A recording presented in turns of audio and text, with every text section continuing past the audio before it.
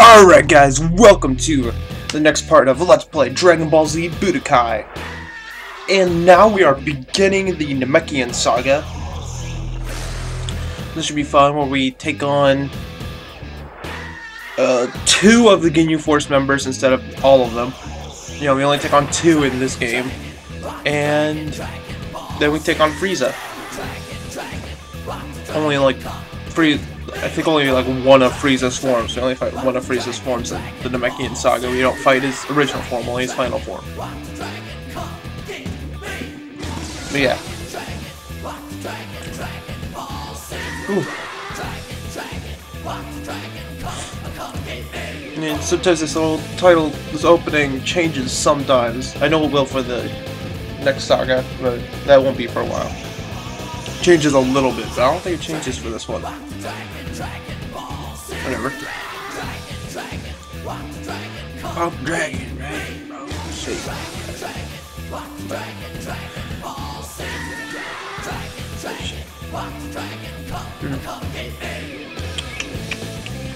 Doo-doo. So, yeah. I, watched another movie last night. For those of you that don't watch my Duels of the Roses Let's Play, I watched last night. It was Terminator Salvation, I believe is what it's called. I've never seen a Terminator movie before, and this was the fourth one in the series, I believe. The first with Arnold Schwarzenegger not in the main role. Whatever. One sec. Doo-doo. After a heated battle, the beaten Saiyan Prince Vegeta escaped, and Goku was left badly injured. Meanwhile, the Z-Fighters went to Kami's home planet, Namek, to find the Dragon Balls and wish back their fallen friends. But even though they landed safely, trouble wasn't too far behind.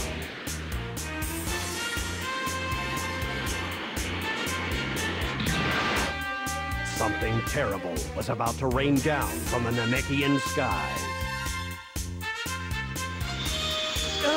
That's a Saiyan spaceship! But I don't know what to do! Bulma quickly relayed a message to Master Roshi on Earth that Saiyan trouble was beginning to brew. While Goku received the healing power of a Sensu Bean, Master Roshi informed him of the bad news from Namek.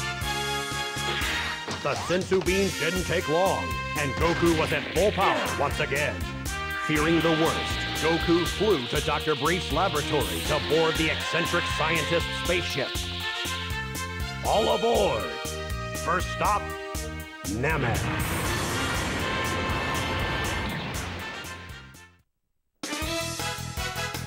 Let's go to Namek!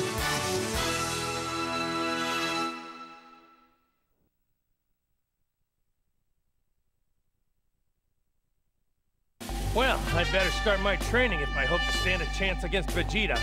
He's not going to be easy on me, so I've got to be twice as hard on myself. I didn't expect to face him again so soon, but this time, I will be ready for him. Alright, now we were beginning Goku's training.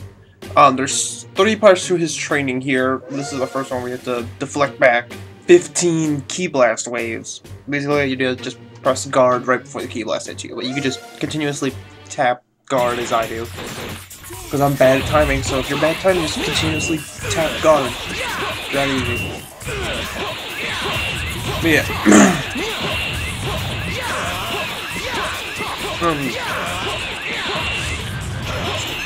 Watch the Terminator Salvation.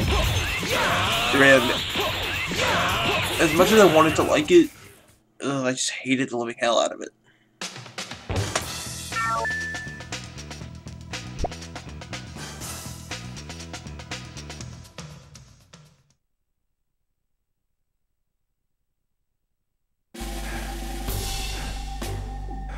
Goku! Are you there? Hello? Huh? King Kai? Is that you, King Kai? The one and only. Now, Goku, listen. I'm sending you a telepathic message to warn you. There's something far more terrible than any Saiyan waiting for you on Namek. At all costs, you must steer clear of this creature, for he leaves a path of death and destruction wherever he goes. His name is Freezer. You must stay away from him. All right. Well, I'll do my best to avoid him. But I don't think it'll be easy. Alright. Now we're on to the second part of his training where you had to activate burst mode 5 times, and all you have to do is just hold depending on whatever version you're playing, like for the GameCube version and using the control configuration that I'm using, it's A and Y, right? And you have to time it. It's pretty, if you're not good at timing, this might be a bit difficult for you. But all you gotta do is just time it correctly and you'll activate burst mode. You don't have to win burst mode, you just have to activate it. You know. But it's easy to get through this if you can win it. Yeah. That Terminator Salvation movie, like, considering I've never seen a Terminator movie before, I was I expected to be really confused by it. That was kind of expected. That was kind of a given. But I haven't seen any of the previous 3 Terminator movies or even that stupid Terminator TV show. Sarah Connor Chronicles or whatever. But even with being confused, it was still just stupid, and there was this big twist in it that, wasn't really that big of a twist because I kind of saw it coming from like the beginning of the fucking movie. It also was kind of a running thing with all the Terminator movies, with the main character being that way, but they try to make it seem like it's this big twist that you wouldn't see coming. It's like, no, I saw it coming. Even when I talked to my girlfriend about it, she was like, "Yeah, I would have saw it coming too." I mean, she hasn't even seen a Terminator movie. Not even this one. Not a single Terminator movie. She still would have saw it coming. She even expected that would happen. Yeah! It's go time! Let's get down to business! Alright, now we're on to the final part of this training. Basically, all you have to do is destroy the fake Vegeta. This actually can be pretty difficult, as you'll see that I'll die a couple of times trying to do this. Because you start off almost dead and he starts off at max health. Even with your transformations that do make you a bit more powerful, it's still not an easy thing to pull off. Try to defeat him with this little health. There is a way you can do it, you'll see it by the end of the video. But, whatever, I mean, if you... Oh, this is the first time that you'll probably see that the video gets stretched out, basically because of how much I suck in the game. If you guys don't like it, just feel free to let me know, and I'll cut out all my deaths in future videos. But you like that the video gets stretched out a bit longer because of how many times I die. And no, I'm not dying on purpose to make the video longer. This is legit difficult, because you can't guard in the middle of his combo. I've tried a bunch of different tactics here, just trying to see what works with him. I can still fight! Let's get on with it! But yeah. Look, with that Terminator Salvation movie,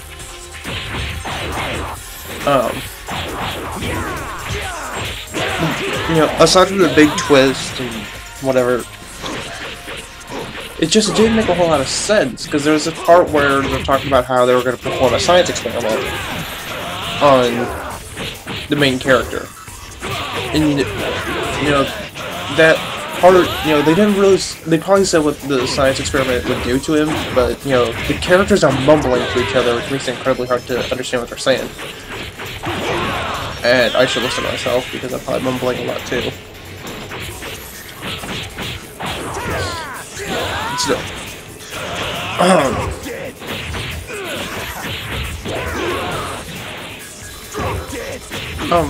And so you think that is, but then when you get to the end of the movie, or not really the end of the movie, but almost to the end of the movie, like sometimes during the third act,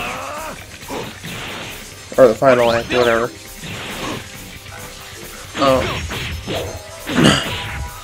And you discover, oh no, it's not. That science experiment had nothing to do with this big twist. This was actually how it was all along. So what did the science experiment do then? I don't know. It actually makes me feel better that I'm not the only one that doesn't like that movie. You know, because if I was the only one that didn't like it, you know, that movie got like a ton of positive reviews, and you know, a bunch of fans loved the hell out of it. That I'd feel bad because you know I'd be shit talking good movie considered by fans, even those have seen the previous 3 films.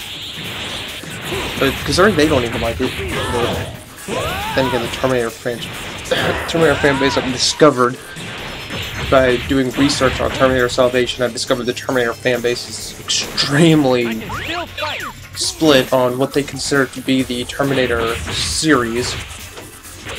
Like, some say that anything past Terminator 2 is just fan fiction and doesn't actually exist in the Terminator world. Others say anything past the first film is fan fiction. I don't know about that. Because I heard a lot of good things about Terminator 1 and 2. 3 was average, and, you know, 4 I've witnessed is garbage. But I've heard 1 and 2 were really good, so why would anything past the first one be really bad? Why is Terminator 2 hated by some fans? I don't know. I'll never understand fan base loyalty. Mostly because I never feel that way towards the thing I love. You know, I love Spyro to death. You know, but I'll love anything that he's in. So I can't sit there and say something he has is bad. I can't sit there and say anything past I can't sit there and say anything past the original 3 on the PlayStation doesn't exist. You know, any Spyro game past the original 3 on the PlayStation were fan-made hacks or fan-made games, not actual legit Spyro games. I can't sit there and say that because I enjoy some of the later ones. You know, I mean, Hero's Tale. I hear Hero's Tale's really good. A lot of people love Hero's Tale. You know, and I really like Skylanders, despite it not really being focused around Spyro, but still, it's fun.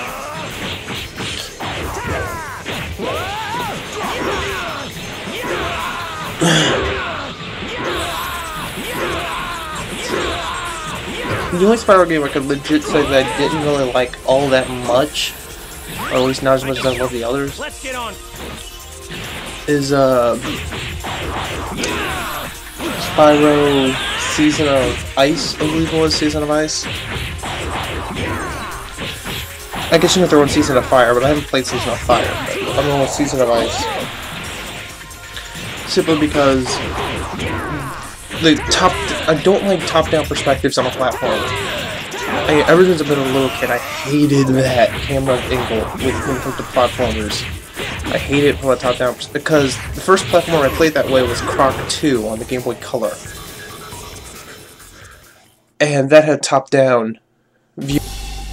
Yes! That was tough training. I bet I could take on any of King Kai's techniques now.